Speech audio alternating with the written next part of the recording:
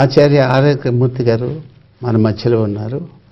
వారి జీవిత విశేషాలని వారి నుండి తెలుసుకుందాం.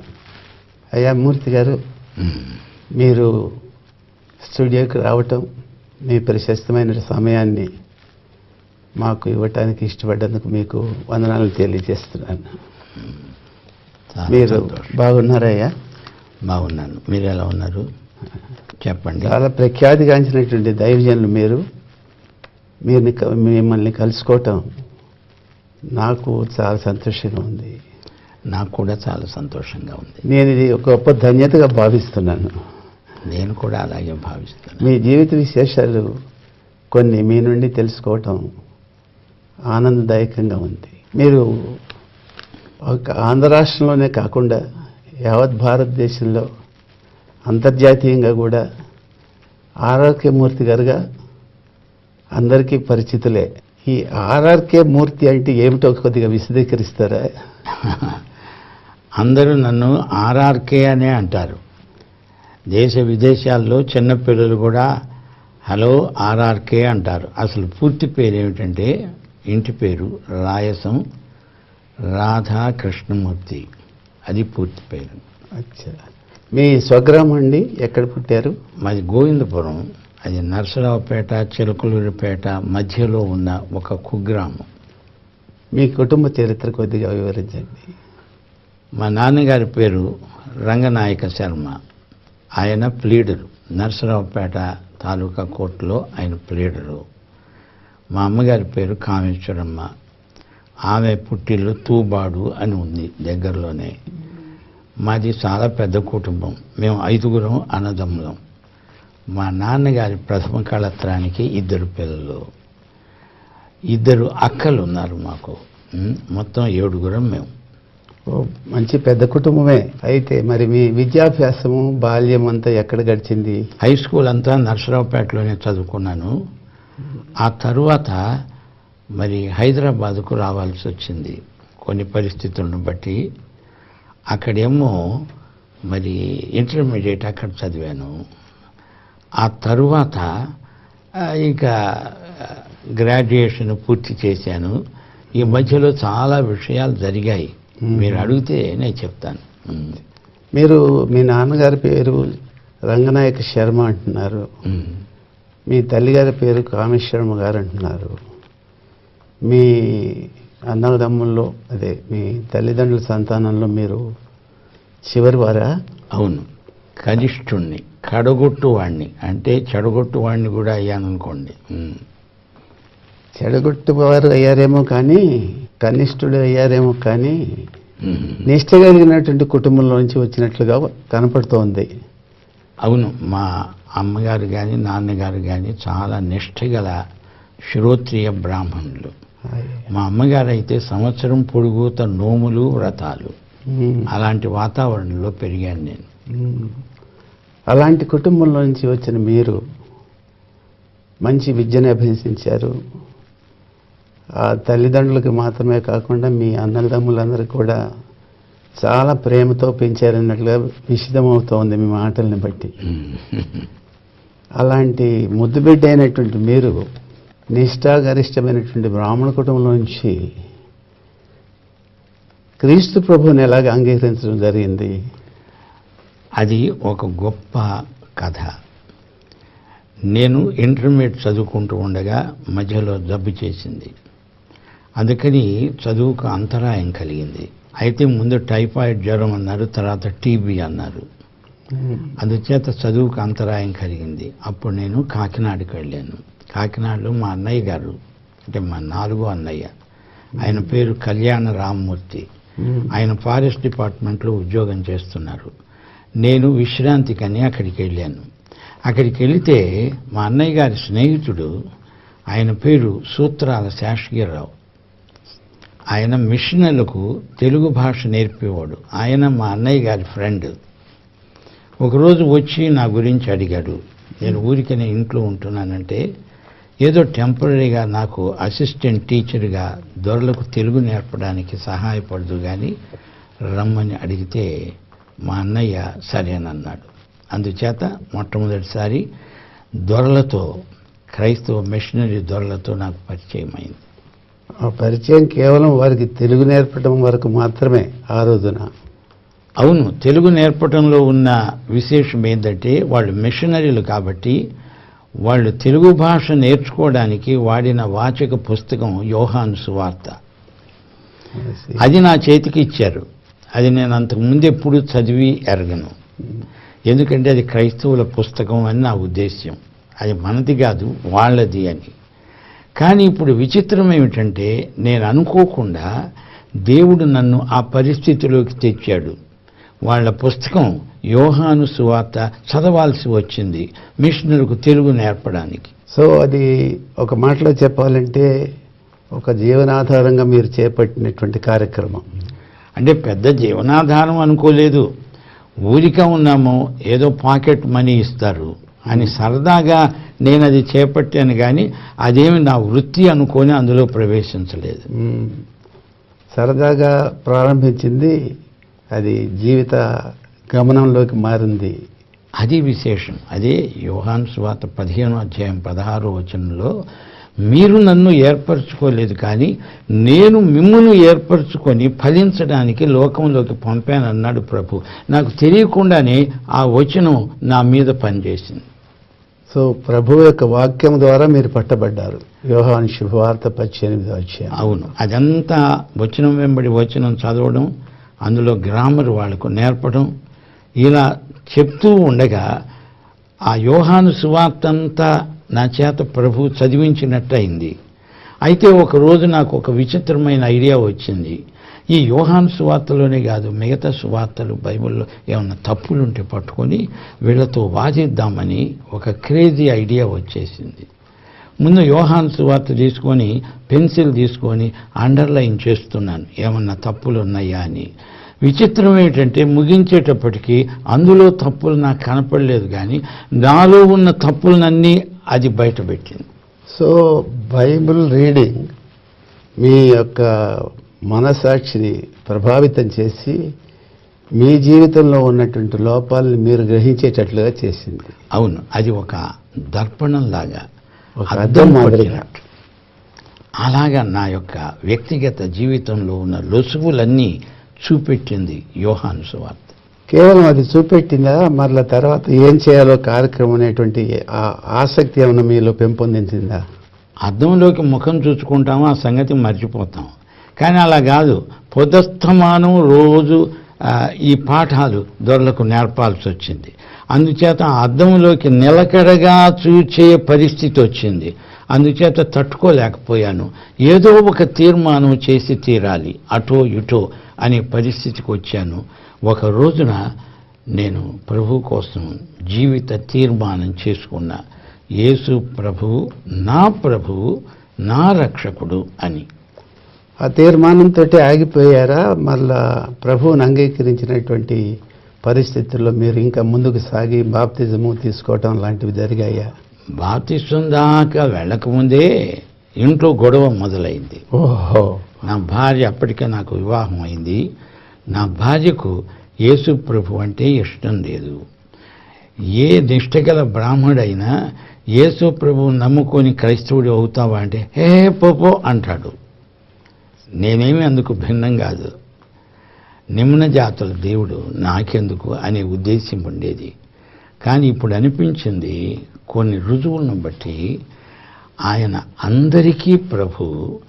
ఎవరు ఆయన్ను ఒప్పుకొని ఆయన శిష్యులు అవుతారో అది గొప్ప ఆశీర్వాదం. మరి అంతటి సోషల్ యాంటగానిజం మీరు ఫేస్ చేసినప్పుడు ప్రభువుని రక్షకుడుగా, స్వీయ రక్షకుడుగా అంగీకరించడానికి మీ భార్య గారు వారు అనుమతించకపోయినప్పుడు మీరు ఎదుర్కొన్నటువంటి సాంఘిక సమస్యలు ఎలాంటివి? లోకమంతా నా మీద ఒత్తిడి తేవడం వేరు, నా భార్య నా మీద ఒత్తిడి తేవడం వేరు. భార్యాభర్తల మధ్య చాలా సన్నిహితమైన సంబంధం, అది చాలా డెలికేట్. నా భార్య టూత్ అండ్ నెయిల్ ఎంత వ్యతిరేకించిందంటే, యేసు ప్రభువుని వదిలిపెడతారా వదిలిపెట్టరా, లేకపోతే నేను మా పుట్టింటికి వెళ్ళిపోతాను అని గొడవ చేస్తోంది. గొడవ చేస్తున్న భార్యను మీరు కోపగించుకున్నారా? కోపగించుకున్నానంటే కథ అడ్డం తిరుగుతుంది. ఎందువల్ల? బైబిల్లో ప్రభు ఏమంటున్నాడంటే, నిన్ను ఎవరన్నా దూషిస్తే ప్రతి దూషణ చేయొద్దు, ఎవరన్నా నిన్ను చెంప మీద కొడితే రెండో చెంప చూపు అన్నాడు ప్రభు. అంటే అర్థం ఏంటంటే, అవతల వ్యక్తి నిన్ను ఏమి చేసినా ఇంకా కొంచెం అలా చేయడానికి వాళ్ళకి అవకాశం ఇవ్వమని ప్రభు నాకు సలహా ఇస్తున్నాడు. నేను అలాగే చేశాను. నన్ను దూషించినప్పుడు ఇంకొక అవకాశం ఇచ్చాను దూషించడానికి. ఏమన్నా అంటే, నువ్వు దయచేసి పుట్టింటికి వెళ్ళొద్దు, నీ ఇష్టం, నీకు స్వేచ్ఛ ఉంది, నీ మనసులో ఏముందో చెప్పు, సాధ్యమైనంత వరకు నేను పరిష్కరించడానికి ప్రయత్నిస్తాను, కానీ యేసు ప్రభువును వదిలిపెట్టడం అనేది మాత్రం, అది మాత్రం కుదరదు అని స్పష్టంగా చెప్పాను. సో మీ భార్య గారితో మీరు ఒక్క విషయాన్ని స్పష్టంగా చెప్పారు, ప్రభువుని మినహా ఇంకా ఏ విషయాలైనా చెప్పు పెట్టాను, ప్రభువుని మటుకు వదలను. అది గొప్ప తీర్మానం. ఆ తీర్మానాన్ని బట్టి మా బంధువులందరూ నన్ను వెలేశారు. మీరు ప్రభువుని అంగీకరించి ఎన్నాళ్ళు అయింది అంటున్నారు? నా 30వ ఏట యేసు ప్రభువును అంగీకరించాను. అంటే ఇప్పటికి దాదాపు 51 సంవత్సరం క్రితం. అవును. అప్పుడు మరి సంఘంలో ఉన్నటువంటి పరిస్థితుల్లో మీరు ఎలాగ తట్టుకొని నిలబడగలిగారు? అదే విచిత్రం, నాకే ఆశ్చర్యం అవుతోంది. యేసు ప్రభువును నమ్ముకోవడము అంటే కేవలము ఆయనకు నేను ఓటేయటం కాదు, ఆయనే నన్ను ఎన్నుకోవడం, ఆయన నన్ను ఏర్పరచుకొని ఆయన నాలో వచ్చి ఉంటానన్నాడు. అందుచేత ఆయన ఏమి పలికిస్తాడో, నా చేత ఏమి చేయిస్తాడో అదంతా ఆయన ప్లాన్ అని నేను నమ్మాను. అలాగే జరిగింది. నా భార్య అంత వ్యతిరేకిస్తూ కూడా నన్ను వదిలిపెట్టి వెళ్ళలేదు. నన్ను కవ్విస్తోంది కానీ నన్ను వదిలిపెట్టి వెళ్ళలేదు. బంధువులు వచ్చి ఒక పెద్ద కాన్ఫరెన్స్ పెట్టారు ఒకసారి. అందులో వాళ్ళు అన్నది ఏంటంటే, నీకేం కావాలో అడుగు, ఏదైనా ఇస్తాం, డబ్బు కావాలా, ఏం కావాలి, కానీ నువ్వు యేసు ప్రభువును వదిలిపెట్టు అంటే నేనన్నాను, వడ్ల గింజను దంచితే బియ్యపు గింజ అవుతుంది, మళ్ళీ బియ్యపు గింజ వడ్ల గింజ అవుతుందా, అది కుదరదు అన్నా. అంటే వాళ్ళు అన్నారు, అమ్మాయి ఇక ఈయనతో లాభం లేదు, ఈయనకు యేసు పిచ్చి పట్టింది, సామాన్ సర్దుకో వెళ్ళిపోదామంటే ఆమె ఏమన్నదంటే, భలేవారు, నేను ఆయన వదిలిపెట్టి ఎలా వస్తాను, మీ తెలివితేటలు బయటపడ్డాయి, ఆయన మారుస్తారు మళ్ళా మన సాంప్రదాయంలోకి అనుకున్నాను, మీరు ఫెయిల్ అయిపోయారు, అది ఒప్పుకొని దయచేసి వెళ్ళిపోండి, మా గొడవ మేము పడతామని చెప్పింది. సో బాహ్యంగా ఆవిడ మీ యొక్క క్రైస్తవ జీవిత విధానాన్ని వ్యతిరేకించిందే కానీ మిమ్మల్ని వ్యతిరేకించలేదు. అది అసలు రహస్యం. ఆమె ఎంత నిజంగా చాలా అభినందనీయురాలు. ఎంత ప్రయత్నించినా సాధ్యపడలేదు. చివరికి ఆమె చేతులు ఎత్తేసింది. ఇక నేను యేసు ప్రభువును నమ్ముకుంటున్నాను, నన్ను క్షమించండి, మిమ్మల్ని చాలా వ్యతిరేకించాను, మన సాంప్రదాయాలన్నా సంస్కృతి అన్నా నాకు అంత ఇష్టం, కానీ ఇప్పుడు ఏమనిపిస్తోందంటే, మీరు నమ్ముకున్న దేవుడు, మీరు నా భర్త కాబట్టి ఆయన నాకు కూడా దేవుడు, ప్రైజ్లో మీరు ఎలా నమ్ముకున్నారో చూస్తే నాకు ఆశ్చర్యం అవుతోంది. అందుచేత మనకు యేసు ప్రభు కావాలి కానీ యేసు ప్రభు పేరట చలామణిలో ఉన్న మతం మాకొద్దు అని మేమిద్దరం కలిసి ఆ రోజు తీర్మానం చేసుకున్నాం. మతాతీతమైన, కులాతీతమైన ఒక అద్భుతమైన సంబంధంలో ప్రవేశించాము. అదే అప్పటి నుంచి ఇప్పటిదాకా ప్రకటిస్తున్నాం. యేసు ప్రభు అనేటువంటిది మతం కాదు, ఒక మార్గం అనేటువంటి కాన్సెప్ట్ మీ హృదయంలో నిండిపోయింది. దాన్ని సహోదరి అన్నివ్వండి, వారి జీవితంలో కూడా మీరు గట్టిగా ముద్రించగలిగారు, మీ కుటుంబం కట్టబడింది ప్రభు చేత. అప్పటి నుంచి ఆమె నాకు ఎంత మంచి భార్య అయిందంటే, వ్యతిరేకత అనేది బుద్ధిగా లేదు. చాలా సంతోషం. నేను ఏది చెప్పినా అలాగేనండి అనడం. ఇప్పుడు ఇంత పెద్దవాళ్ళం అయ్యామా, ఇప్పుడు ఏదైనా మీటింగ్కి వెళ్ళాలంటే నన్ను ఏ చీర కట్టుకోమంటారని నన్ను అడుగుతోంది. అంత అన్యోన్యం అయిపోయాం అన్నమాట. నాకు చెప్పకుండా ఆమె ఏది చెయ్యదు. ₹1 కూడా ఉన్నదంటే అది నాకు చెప్తుంది. బహుశా ఆమెకి ఏది మ్యాచ్ అవుతుందో మీకు తెలిసేమో. అది దేవుని ఏర్పాటు. నేను అనుకుంటాను, అసలు నాకు మొదట పెళ్ళైనప్పుడు ఆ పెళ్లి వేరు, తర్వాత యేసు ప్రభువును మేమిద్దరం నమ్ముకున్న తర్వాత ప్రభు మాకు మళ్ళా పెళ్లి చేసి, మళ్ళా పెళ్లి అంటే ఇంకొకరిని పెళ్ళాడటం కాదు, అదెలా సాధ్యం అది మా యొక్క వివాహాన్ని క్రిస్టియనైజ్ చేశాడు. మళ్ళా స్టూడియోకి వెళ్ళి వేషం వేసి మళ్ళీ పాత్ర పెట్టి పెళ్లి చేసుకోక్కర్ల, ప్రభువే చేశాడు. పరిశుద్ధాత్మే మళ్ళా మాకు కొత్తదనాన్ని ఇచ్చాడు. అప్పటి నుంచి కూడా మేము ఏది చేయాల్సి వచ్చినా ఆయనతో సంప్రదించి చేస్తాం, లేకపోతే అది చేయమంతే. ఎంతో డబ్బు వచ్చే అవకాశాలు ఉన్నాయి. చాలామంది మిషనరీ తెలుసు, మరి అడుక్కుంటే బోలెడంత జోలి నిండుతుంది, కానీ ఆ జోలి మాకు లేదు. కొంతమంది ఆ జోలి మీద విశ్వాసం అని రాసుకొని ప్రతి ఒక్కరి దగ్గరికి వెళ్ళి అయ్యా విశ్వాసం అంటారు, జోలిని చూపుతారు. ఆ జోలి మాకు లేదు, దాని జోలికి మేము వెళ్ళాం. చాలా సంతోషం. కానీ విస్తారంగా ఇలాగ దేవుని యొక్క పరిచర్యలో మీరు వాడబట్టడానికి ఏమన్నా దోహద కారణాలు డబ్బు మినహా ఏమన్నా ఉన్నాయా? హెన్రీ క్రాన్ అని ఒక గొప్ప బైబిల్ స్కాలర్ ఉన్నాడు. ఆయన యొక్క వ్యక్తిగత జీవితపు ప్రభావం నా మీద ఎక్కువగా పడింది. ఆయన నాతో 5-6 సంవత్సరాలు కలిసి బైబిల్ అధ్యయనం చేశాడు. ఆయన ప్రతిరోజు చెప్పేవాడు, మూర్తి, ఎప్పుడైనా నీవు యేసును ఒక మతంగా మార్చావో నీ మీదకి గొప్ప శిక్ష వస్తుంది. కాబట్టి ఒక వ్యక్తి క్రీస్తుని అంగీకరించాలి అంటే క్రైస్తవ్యాన్ని ఎరిగినటువంటి వ్యక్తులు రోల్ మోడల్ క్రిస్టియానిటీగా జీవితాన్ని గడపాలి. అంటే అర్థం ఏమిటంటే యేసు ప్రభు యొక్క ప్రబోధాలు తీసుకొని యేసు ప్రభువును దూరంగా పెట్టడమే క్రైస్తవ మత లక్షణం. ఈ రోజున క్రీస్తు వ్యక్తిగతంగా వాళ్ళకు పట్టదు, బోధ ముఖ్యం. బైబిలు అంటారు, అదొక పుస్తకం అయిపోయింది. కానీ వ్యక్తిగతంగా యేసు ప్రభువుకు వీరికి ఉన్న సంబంధం చాలా బలహీనమైంది. ఈ రోజున మనుషులకు మస్కా పెట్టడం, ఎక్కడ డబ్బు వస్తుందా, అమెరికా తట్టు నా కన్నులు ఎత్తుచున్నాను, నాకు సాయం అక్కడ నుండి వచ్చును అని బైబిల్ను కూడా మార్చేశారు మనవాళ్ళు. మొదటి నుంచి కూడా నేను దాన్ని వ్యతిరేకిస్తున్నాను. చాలామంది మిషన్లు వచ్చి మూర్తి నీకేం కావాలని అడిగితే నాకు మీరు కావాలి, మీ సహవాసం కావాలి అన్నాను, కానీ $1 కూడా నాకు కావాలని అడగలేదు. మనోళ్ళు ఏంటంటే అమెరికాకు పోతే అక్కడ చెట్లకు డాలర్లు పండును, అవి కోసుకొని వద్దాం అనుకో. నేను అలా ఎప్పటికీ అనుకోలే. అడ్డొచ్చాను అనకండి. ఇప్పుడు ధనాపేక్ష అనేటువంటి మిమ్మల్ని ప్రభావితం చేయలేదు, అంతవరకు చాలా సంతోషం. ఎందుకంటే లోకంలో డబ్బును వద్దనే వాళ్ళు చాలా తక్కువ మంది. మీరు దానికి అతీతంగా ఉన్నారంటే అది దేవుని యొక్క ప్రణాళికయే. అయితే ఇంత విస్తారంగా బైబిల్ ఒకసారి చదువుతాం, ఏ పుస్తకం 2 సార్లు చదువుతాం. ఈ బైబిల్ మీరు రేడియో పరిచర్య ద్వారా కానివ్వండి, ఆ తదుపరి వచ్చినటువంటి టీవీ పరిచర్య ద్వారా కానీ, ముఖ్యంగా రేడియో పరిచర్యలో 5 పర్యాయాలు మీరు బైబిల్ని వర్డ్ బై వర్డ్ మీరు చెప్పారని జగద్విదితమైన సత్యం. అది ఎందుకు అన్నిసార్లు చెప్పాల్సి వచ్చిందో దేవుని యొక్క మహాకృప అది. మన పూర్వీకులు పురాణాలు చెప్పారు, ఎప్పుడు పుస్తకం ముందు పెట్టుకొని చెప్పేవాళ్ళు. కానీ దేవుడు నాకు ఇచ్చిన ప్రత్యక్షం ఏమిటంటే దేవుని యొక్క విధానము ఓరల్ టీచింగ్, అంతేగాని బుక్కిష్ టీచింగ్ కాదు.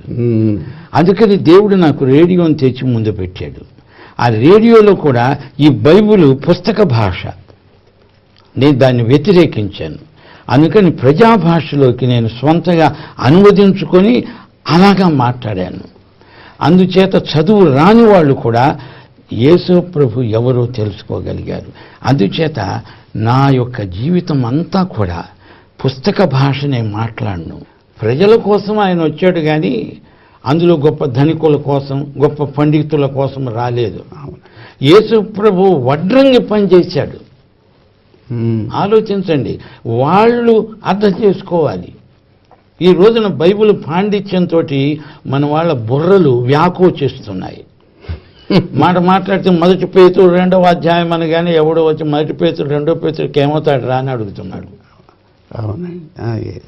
ఇలాంటి గందరగోళంలో దేవుడు నన్ను ప్రత్యేకంగా నిలవపెట్టాడు.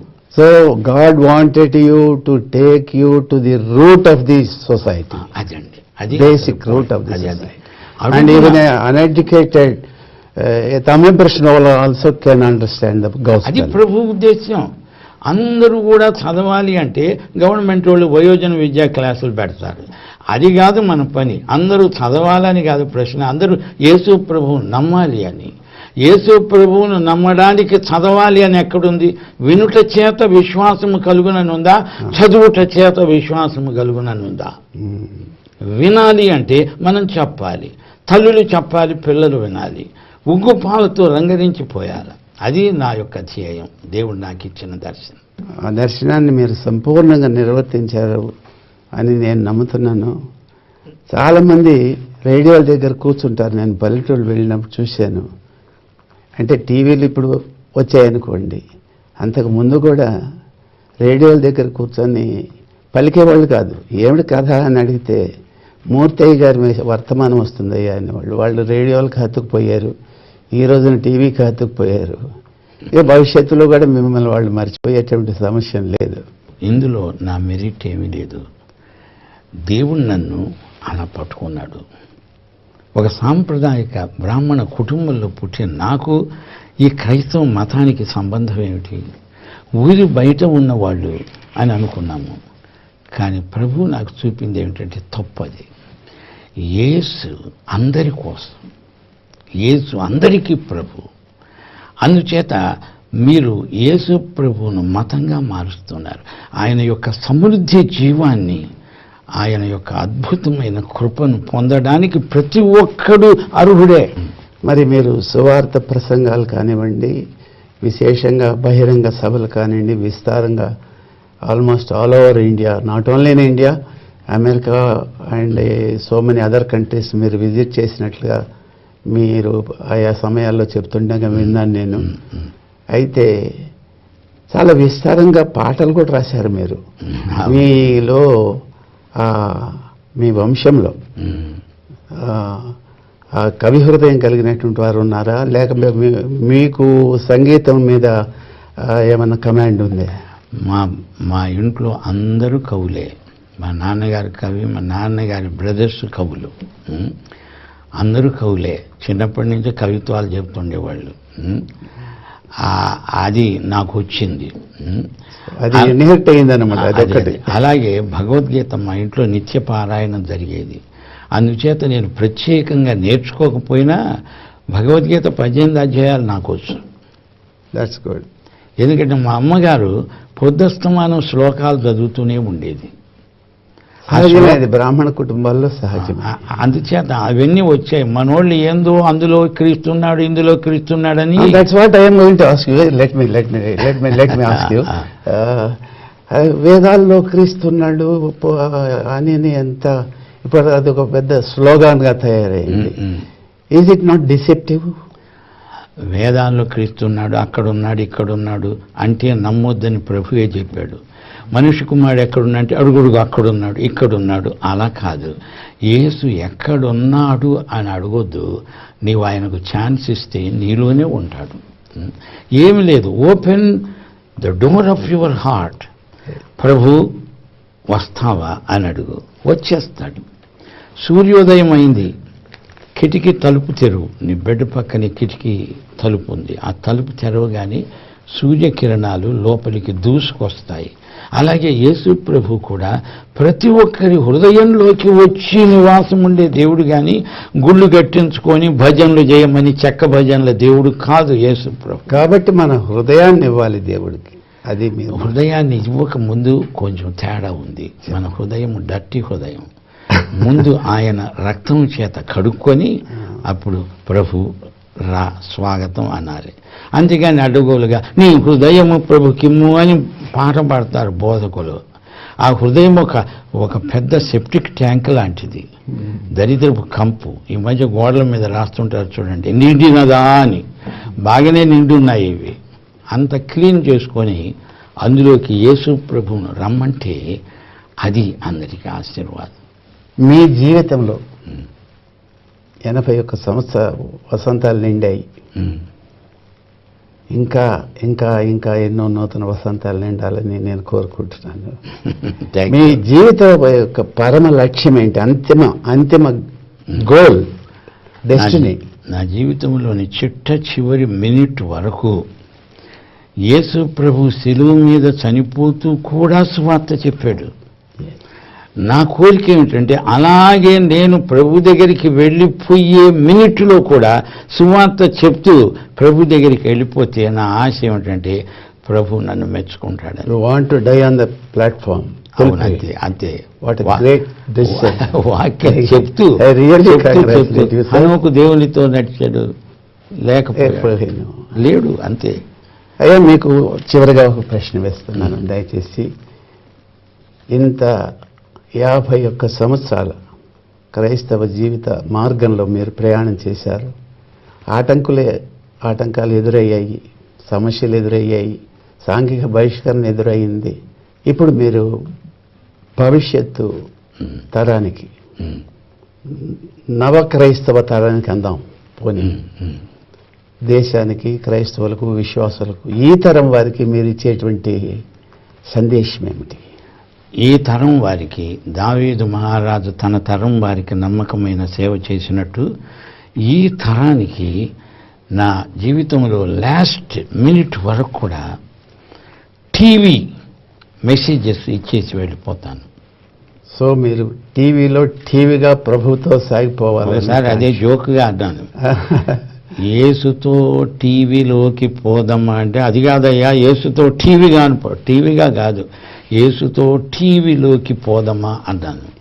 అంటే దేవుడు నా జోకునే ఒక ప్రవచనం కింద ఎంచి దాన్ని నెరవేర్చారు. మీ నోటి వెంబడి జోక్ వచ్చినా అది ప్రవచనమే, అందులో ఏం సందేహం లేదు. కొంతమందికి నా జోకులు పోకుల్లాగుంటాయి. ఉండాలి కదా, పోకులాగా ఉండకపోతే తెలియదు. ఇంట్రావెనస్ ఇంజెక్షన్ జరగకపోతే రోగం తగ్గదు.